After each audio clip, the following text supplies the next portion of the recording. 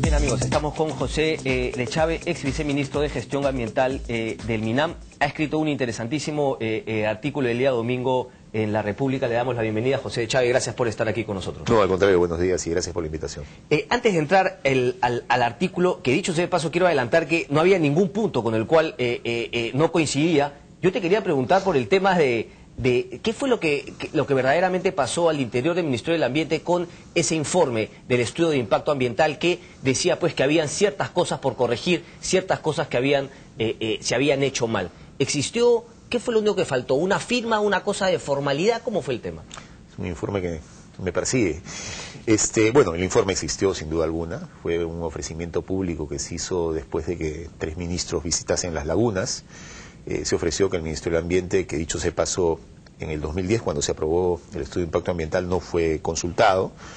El estudio de impacto ambiental se aprobó con la opinión de la Autoridad Nacional del Agua, el Ministerio de Agricultura, y el Ministerio del Ambiente no fue consultado. Entonces el ministro, el señor Giesecke, ofreció revisar, darle una mirada al estudio de impacto ambiental para dar opinión sobre un caso que ya en ese entonces ya se estaba convirtiendo en un conflicto importante, y eso hicimos durante 15 días. Elaboramos este informe con aproximadamente 25 especialistas, directores generales del ministerio, de ambos viceministerios, que fue entregado el 24 de noviembre al ministro del Ambiente, y ese mismo día fue entregado al presidente del Consejo de Ministros, ¿no? ¿Qué decía? Si se podría, digamos, no sé, dar en una frase, ¿qué decía exactamente? Que se revise nuevamente, que estaba mal hecho, que había habido mala fe a la hora de hacer el estudio de impacto ambiental. No, básicamente habían 4 temas que nos preocupaban en el estudio de impacto ambiental. Uno primero es que consideramos que el informe no tenía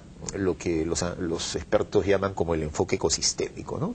La discusión hasta ese entonces se habría basado, oigan, pero las lagunas tienen 1,2 millones metros cúbicos de agua y los reservorios van a dar 3,2, entonces va a haber más agua, ¿no? Entonces decíamos, en primer lugar, si queremos discutir cantidad, bueno, están las 4 lagunas, que además el informe por primera vez subraya que 2 iban a ser secadas porque debajo de las lagunas estaba la zona mineralizada, pero las otras 2 lagunas iban a ser secadas como botaderos, ¿no? Para botaderos del proceso minero.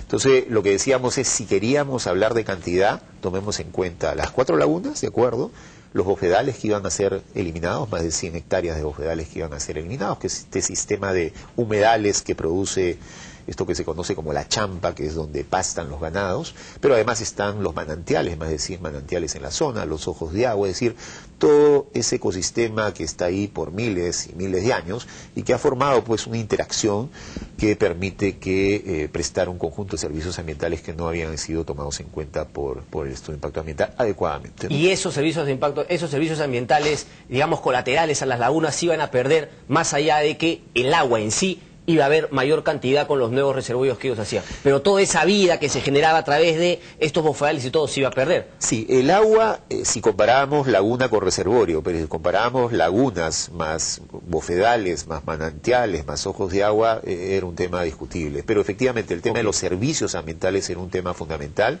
Otro tema de discusión era... Perdón que te interrumpa, ¿tenemos el concepto de servicios ambientales aquí en nuestro país utilizado o no? ¿O simplemente prácticamente no existe para nosotros? Para un empresario... Ese también era otro tema de discusión, porque ya en el aspecto económico, en el estudio de impacto ambiental se hablaba del valor de uso directo de esos ecosistemas. Es decir, el valor de uso directo de un bofedal es porque, por ejemplo, ahí el ganado va a pastar.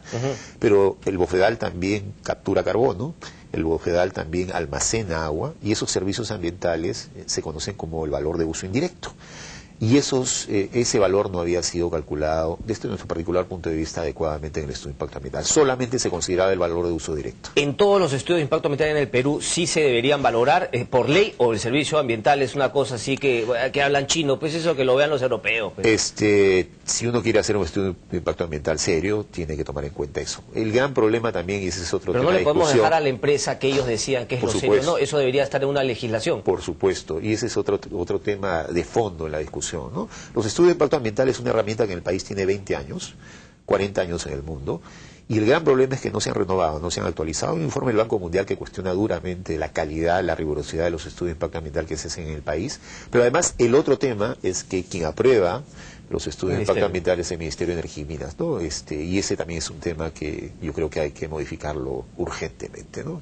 Ok, estábamos hablando de un primer punto, ¿no? Pero me dijiste que eran 4 fundamentales. Primero, los temas del agua. ¿Cuáles eran los otros 3 que, digamos, cuestionaban el estudio de impacto ambiental, el informe que... ¿Quién elaboró? ¿Tú y algunas otras personas más especializadas del Ministerio del Ambiente? Bueno, fue un compromiso institucional. Okay. Yo formé parte de ese equipo, evidentemente. El compromiso institucional era no solo del MINAM, sino de los otros 2 ministros que también fueron. Fue del Ministerio del Ambiente. Fue del Ministerio del Ambiente porque, digamos, el ministro, el doctor Giesecke, consideró que, bueno, hay un Ministerio del Ambiente en el país, que en teoría es la autoridad ambiental, bueno, tiene que dar una opinión sobre un tema que se estaba convirtiendo en un tema realmente conflictivo y Cajamarca marchaba a un escenario de confrontación, como finalmente ocurrió.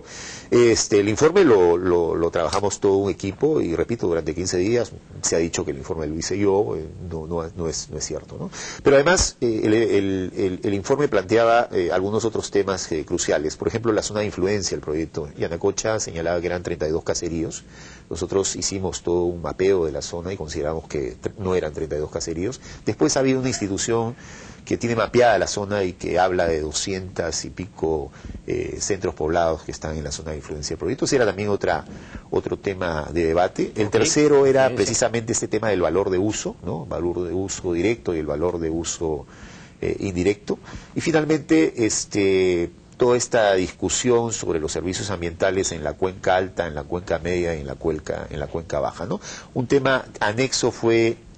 nosotros comprobamos que 103 hectáreas de bofedales iban a desaparecer y que finalmente iban a ser recuperadas en teoría después de los 17 años de la vida operativa de la mina, ¿no? Esos fueron básicamente los temas. Esos son los 4 temas fundamentales que el informe señala. ¿Por qué José de Chávez decide renunciar? ¿En qué momento? Porque tú la renuncia la haces antes de que salga el gabinete y, por lo tanto, Giesecke, quien era quien te había traído. ¿Por qué decide salir? Bueno, yo salgo básicamente por 2 temas que a mí me habían preocupado y que los discutimos internamente. Yo no sé si se recuerda, si recordamos los hechos, cuando el presidente Humala regresa de Hawái, encuentra un país convulsionado, había el conflicto de Andahuaylas, el conflicto en Tacna, el conflicto en la zona de influencia de Antamina, el conflicto por supuesto de Cajamarca, y luego de un conjunto de reuniones él anuncia la creación de una autoridad ambiental que iba a estar adscrita a la presidencia del Consejo de Ministros con 3 facultades. El tema de la Autoridad Nacional del Agua, que iba a pasar a esta autoridad dentro de la PCM, el tema de la fiscalización ambiental, que hoy en día forma parte, es un organismo adscrito al Ministerio del Ambiente, y el tercer tema era la OEFA, ¿verdad? La OEFA. El famoso OEFA, ¿no? Okay. Y finalmente la aprobación de los estudios de impacto ambiental del sector de energía y minas, que también iban a pasar a la PCM. Yo discrepé con el anuncio, yo pensaba que no iba en el buen sentido crear una autoridad ambiental paralela al Ministerio, al contrario, la tarea que nos habíamos impuesto era crear en serio y a fondo una autoridad ambiental que no esté pintada a la pared y que sea realmente la autoridad ambiental que el país necesita. Y veía que este anuncio era sumamente complicado y preocupante, pero además consideraba que finalmente el Viceministerio de Gestión Ambiental, que estaba a mi cargo, se le quitaba facultades importantes, ¿no? Significativas. Entonces yo manifesté mi discrepancia con el anuncio, ese fue un primer tema de discrepancia. ¿Te habían prometido lo contrario cuando te invitaron a participar en el Ministerio del Ambiente? Precisamente se había anunciado crear una autoridad ambiental fuerte, un ministerio fuerte, se había comenzado a solicitar las competencias básicas como es la competencia del agua, la competencia de la aprobación de los estudios de impacto ambiental. Entonces, sin duda, la apuesta era crear un ministerio que tenga, facultades que se les había quitado, en el momento de la fundación del ministerio, y que consideramos que cualquier ministerio serio en cualquier parte del mundo las debe tener, ¿no? Entonces ese fue un tema de discrepancia, y evidentemente el segundo momento, crítico fue el tema de Conga, ¿no? Desde mi particular punto de vista, yo creo que no se estaba abordando adecuadamente el conflicto, y que la estrategia finalmente frente a los conflictos ambientales, a mí me tocó vivir, en directo el caso de Andahuaylas. Creo que la estrategia seguía siendo la misma, ¿no? Es decir, la estrategia del bombero, se produce el incendio, vamos a apagarlo, y necesitábamos una estrategia más bien que trate de ponerse por delante de los conflictos y ver qué es lo que no está funcionando adecuadamente. Okay. Y lo ambiental era un tema fundamental, ¿no? Aquí voy a leer solamente algunas cositas cuando comentaste en tu columna, ¿no? La marcha de Conga de titular decía, hay estrategias cerradas desde las empresas y políticas públicas desfasadas y una clamorosa ausencia de voluntad política para modificar esa relación. ¿Se hace lo que dice la ley? Te preguntas de manera irónica, porque no se hace lo que dice la ley, ¿verdad? En el caso, por ejemplo, de la ley de recursos hídricos, las cabeceras de cuenca es un tema de preocupación, está considerado como una zona ambientalmente crítica, vulnerable, y la ley manda a buscar su protección. Correcto. Ojo, protección, no estoy diciendo que sean intocables, ¿no? Pero evidentemente tomar en cuenta esta situación. Luego dices, un conjunto de reformas son necesarias para canalizar los conflictos por vías institucionales y democráticas, gestión ambiental transectorial y descentralizada, ordenamiento territorial, consulta e información oportuna para las poblaciones y las autoridades locales, transparencia en la toma de decisiones, protección de fuentes de agua, mecanismos de regulación pública que permitan una efectiva presencia del Estado en las regiones. Son algunos componentes de esta reforma. Y yo no puedo más que coincidir contigo. La pregunta es, ¿tú crees que vas a lograr eso del lado de Gregorio Santos que del Ejecutivo o que de la sociedad civil? A ver, si fuese únicamente el caso de Gregorio Santos y el caso Cajamarca, yo digo, bueno, en general en los gobiernos regionales hay poca institucionalidad y ahí, digamos, está todo por hacer, ¿no? Pero hace poco, digamos, ha habido un conflicto importante en Tacna, ha ido el presidente del Consejo de Ministros, básicamente también sobre el tema del agua, y lamentablemente, y digo lamentablemente porque ojalá hubiese deseado que no ocurriese así, la mesa de diálogo no ha funcionado, ¿no? Estuve en Andahuaylas, hay una seria preocupación sobre el tema del agua, es decir, es un tema que está sumamente presente. Yo creo que más que personalizar en el caso del presidente de Cajamarca, tengo la impresión que las regiones lo que están diciendo es que, oigan, necesitamos que el Estado nacional articule con el Estado regional y con el Estado local, y que finalmente esa articulación permita un gobierno del territorio y los recursos hídricos y de otros bienes naturales. Pero eso que está tratando de decir, significativamente distinto. Eso que están tratando de decir, ¿lo están haciendo de manera correcta? ¿Lo están haciendo de la manera que tú quisieras que se den? Porque hablas de institucionalidad, hablas de transectorial y descentralizado, hablas de canalizar los conflictos por vías democráticas y una marcha que paraliza, que no le permite a la gente que por ahí pues no estaba a favor de la marcha ir a abrir su bodeguita. Esa es la manera de decir, no estamos por querer criticar lo que está mal, ¿no estamos yendo al otro extremo? Yo creo que, yo creo que todos tenemos que hacer mayores esfuerzos para que finalmente no se produzcan situaciones de movilizaciones, de marchas, de paralizaciones, sin duda alguna, ¿no? Yo creo que tenemos que hacer esfuerzos primero desde la sociedad civil, también es una responsabilidad nuestra. A mí me ha tocado en algún momento ser autoridad durante 4 meses, ahora estoy del otro lado y yo creo que también la sociedad civil tiene una enorme responsabilidad. Yo creo que las autoridades nacionales y regionales también tienen que hacer enormes esfuerzos para evitar estas situaciones.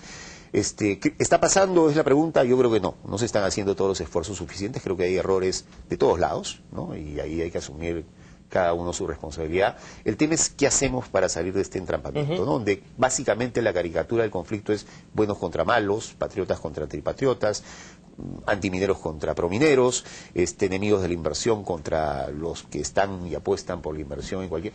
Yo creo que ese debate que polariza, que caricaturiza, no permite... Para mí el tema de fondo es que hay una agenda legítima que tenemos que tener la capacidad de identificar, empresarios mineros, autoridades, sociedad civil, ONGs, etcétera, etcétera, identificar qué es lo que no está funcionando. ¿Cuál es la agenda legítima, perdón, para que me quede claro? ¿Cuál es la agenda legítima? ¿Solamente la de esa gente, por ejemplo, en Conga, de pedir que se respete su uso de agua, o también es legítimo que las empresas privadas quieran ir a explotar eso? ¿También es legítimo que el ciudadano peruano limeño o de Huancavelica diga yo sí estoy a favor de Conga?